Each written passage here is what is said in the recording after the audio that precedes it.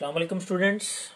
आज का हमारा लेक्चर है that is regarding heat and first law of thermodynamics and with certain definitions.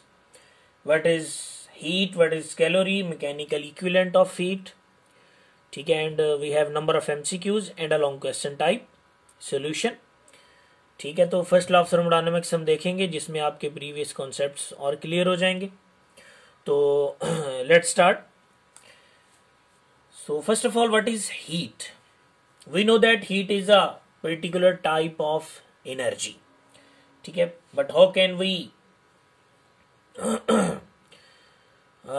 we measure the heat? ठीक है, that type of heat हम उसको एनर्जी टाइप से कैसे मेजर कर सकते हैं।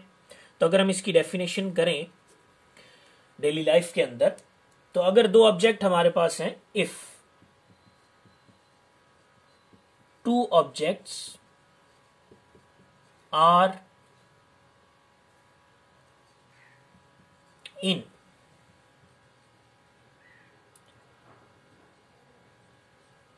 thermal equilibrium। ठीक है, थर्मल इक्विलिब्रियम में कब आएंगे, या सिर्फ अभी हम लिख सकते हैं इसको इक्विलिब्रियम तो later on discuss. If two objects are in contact, ठीक है, with respect to temperature difference. अगर दो ऑब्जेक्ट हमारे पास इन कॉन्टैक्ट हैं due to temperature difference, energy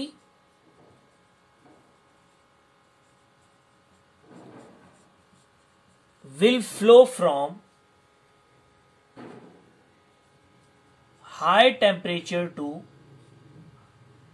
low temperature object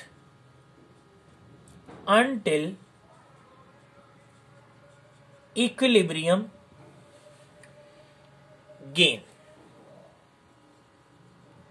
जब तक कि इक्विलिब्रियम ना मिल जाए, ठीक है, तब तक वो कहता है कि हमारा ऑब्जेक्ट जो है ना वो हीट ट्रांसफर करता रहेगा। ठीक है, तो हम इसी को हीट कहते हैं कि ये हीट किस वजह से डेवलप होती है, टेम्परेचर डिफरेंस की वजह से होती है। तो हम कह सकते हैं कि टेम्परेचर डिफरेंस हो वहां हीट होती है, और हीट ट्रांसफर होती है from one body to another. ठीक है, तो अब हम डेफिनेशन आपके चैप्टर में जो आपको दिया गया है, तो heat is energy that flows between system and environment by virtue of temperature. ठीक है, that is energy that flows from system to surrounding. ठीक है, सराउंडिंग या environment by virtue of temperature. ठीक है, इसी को हम क्या कहते हैं, virtue of temperature of difference between them. और इसके यूनिट क्या होते हैं, यूनिट क्या है, जाउल और कैलोरी। ठीक है, आपने डेली लाइफ में सुना होगा कि जाउल्स और कैलोरीज के यूनिट होते हैं। ठीक है, कितने कैलोरीज, एक्सरसाइज जब कर रहे होते हैं तो इतने कैलोरीज बर्न कर लिए, जब खा रहे होते हैं तो हम देखते हैं कितने जाउल्स हमने हीट जो है, ये एनर्जी जो है वो क्या कर ली है, एब्जॉर्ब कर ली है। तो दैट इज हीट। अब हम आते हैं व्हाट इज कैलोरी। कैलोरी की डेफिनेशन जो है वो the amount of heat required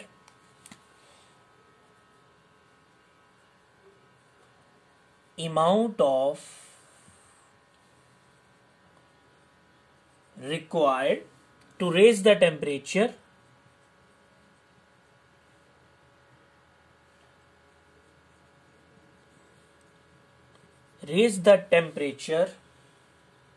of 1 gram of water through 1 degree room temperature ले लें, ठीक है। तो वो अमाउंट ऑफ हीट है जो पानी के 1 डिग्री को टेम्परेचर को इंक्रीज करने के लिए इस्तेमाल होती है। कितने? 1 gram of water through 1 degree का मतलब है कि अगर 25 है तो हम उसको 26 करने के लिए वाटर के 1 ग्राम के लिए जितनी एनर्जी चाहिए वो 1 कैलोरी होगी, ठीक है। तो ये डेफिनेशन भी आपने प्रूव करनी है और इसके लिए एमसीक्यू भी आपके पास है। इसी तरह mechanical equivalent,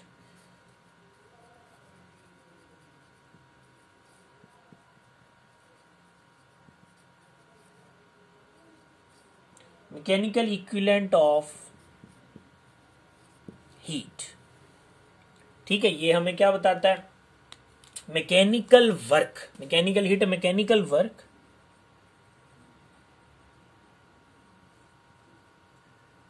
mechanical work required to produce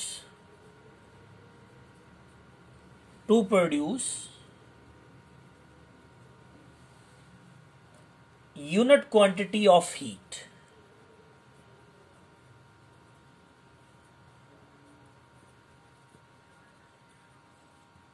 is called mechanical equivalent of heat। इसे हम मैकेनिकल इक्विवेलेंट कहते हैं, ठीक है। अब इसकी सिंपल सी एग्जांपल ले लें कि जब हम हैंड रब करते हैं, ठीक है, सर्दियों में हैंड रब करते हैं तो we have heat produced between our hands. क्यों? हम मैकेनिकल वर्क से अपने हाथों को क्या करते हैं?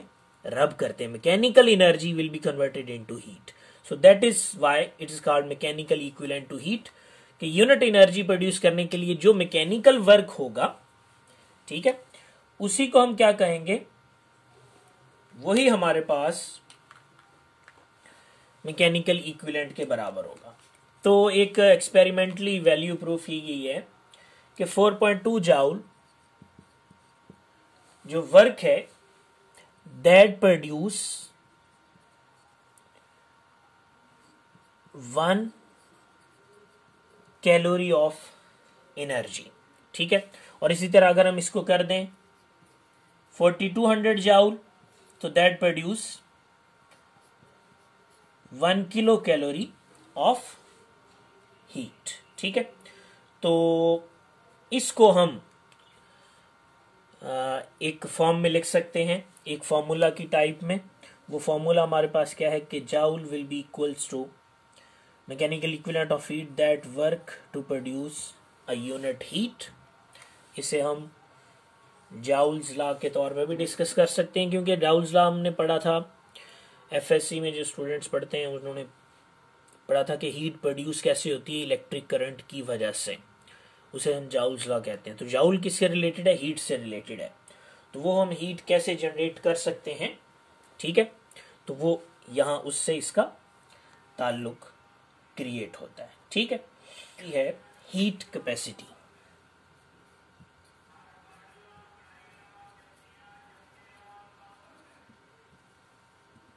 ठीक है। हीट कैपेसिटी की अगर हम डेफिनेशन करें तो अमाउंट ऑफ हीट, अब कैपेसिटी से है, ठीक है।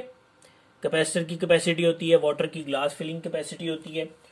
So heat required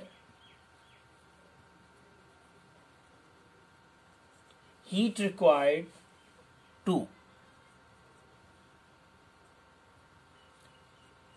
raise the temperature, ठीक है, of substance, any substance, ठीक है, through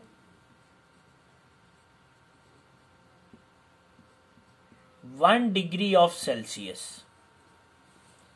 ठीक है। It is called heat capacity.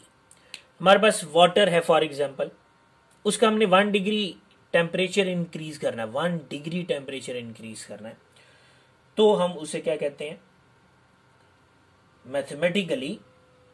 तो उसको हम हीट कैपेसिटी कहते हैं, ठीक है। तो अगर हम इसका जो फॉर्मूला है वो लिखें तो हीट कैपेसिटी जो है वो उसको सी से डिनोट करते हैं, ये 9th की बुक में है, ठीक है। That is equal to energy with respect to temperature. So change in temperature that causes increase in energy. अगर इस फॉर्मूला को रीअरेंज करें तो हमें पता है कि ये जो Q है that is proportional to change in temperature. अगर हम बेसिकली इसको देखें, जितना ज्यादा टेम्परेचर डिफरेंस होगा उतनी ज्यादा हीट जनरेट होगी, और प्रोपोर्शनल को हटाते हैं तो हमारे पास कांस्टेंट आता है. So D Q equals to C into D T. ये फॉर्मूला यहां से जनरेट होता है.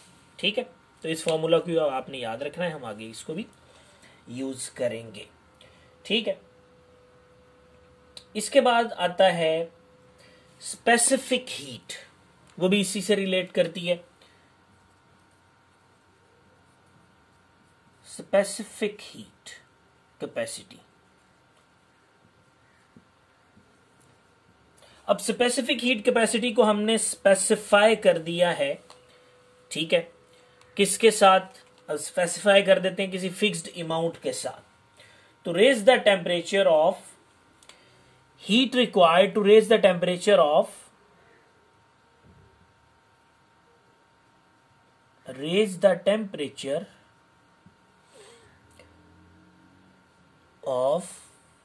Any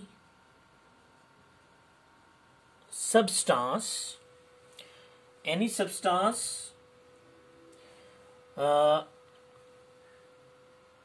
of 1 kg in amount, and similarly through 1 degree of Celsius.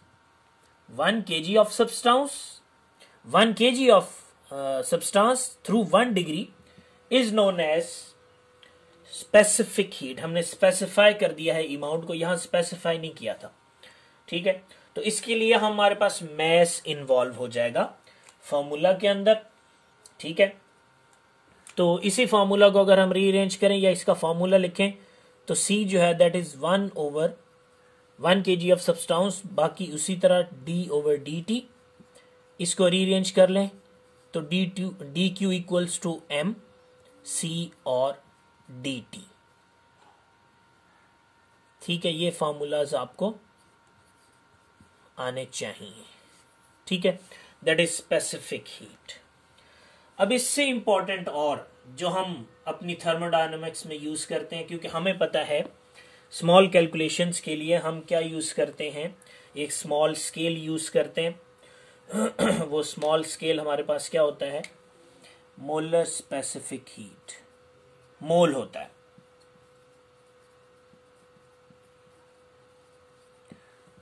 Molar specific heat. ठीक है, तो हमें पता है कि when we need to increase the temperature of 1 mole of substance, ठीक, raise the temperature of 1 mole of substance through 1 degree of Celsius कह लें या 1 केल्विन कह लें.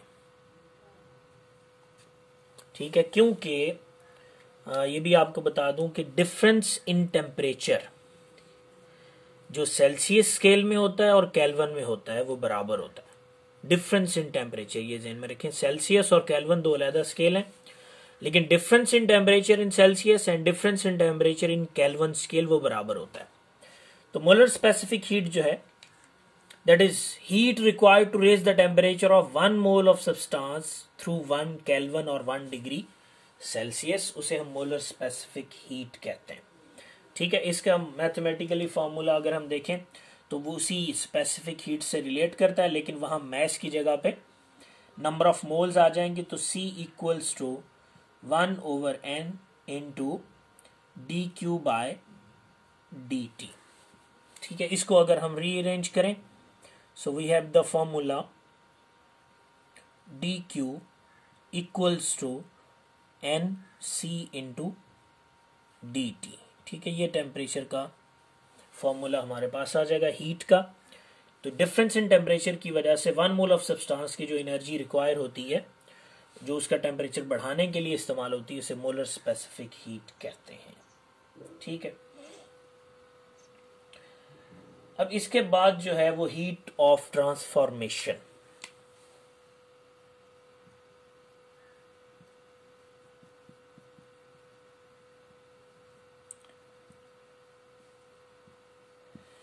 हीट ऑफ ट्रांसफॉर्मेशन में बाय नेम ही हमें पता है कि अगर किसी सब्सटेंस का फेज चेंज करना हो, ट्रांसफॉर्म करना हो फ्रॉम लिक्विड टू सॉलिड, ठीक है, लिक्विड टू सॉलिड कर लें, लिक्विड सॉलिड टू लिक्विड कर लें, लिक्विड टू वेपर कर लें, तो वो हीट जो फेज चेंज करने के लिए इस्तेमाल होती है। ठीक, हीट रिक्वायर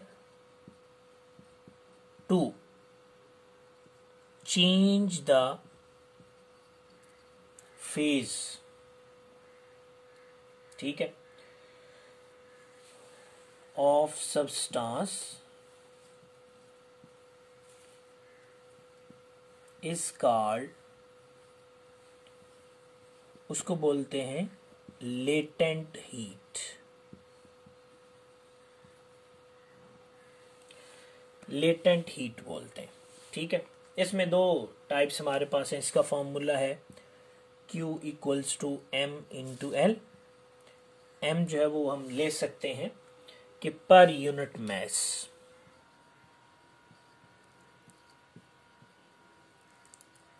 एक केजी मैस के लिए कर लें कि हमें कितनी एनर्जी चाहिए उसके फेज को चेंज करने के लिए। ठीक है, तो इसमें हमारे पास जो क्वांटिटीज हैं वो फ्यूजन की है,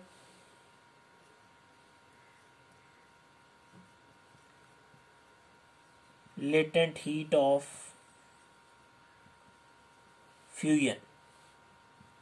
ठीक है, फ्यूजन के लिए हम क्या करते हैं, फेज को चेंज करते हैं ड्यूरिंग मेल्टिंग और फ्रीजिंग, मेल्टिंग और फ्रीजिंग।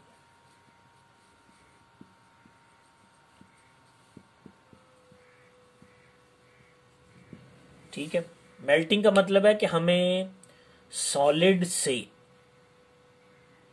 लिक्विड आना है और फ्रीजिंग का मतलब है कि हमें लिक्विड से सॉलिड में आना है।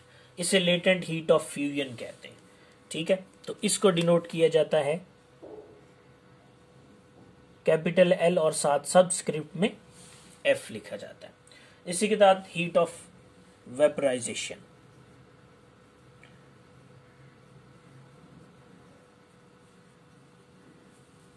ठीक है, तो हम क्या करते हैं कि हमें बॉइलिंग और कंडेंसिंग,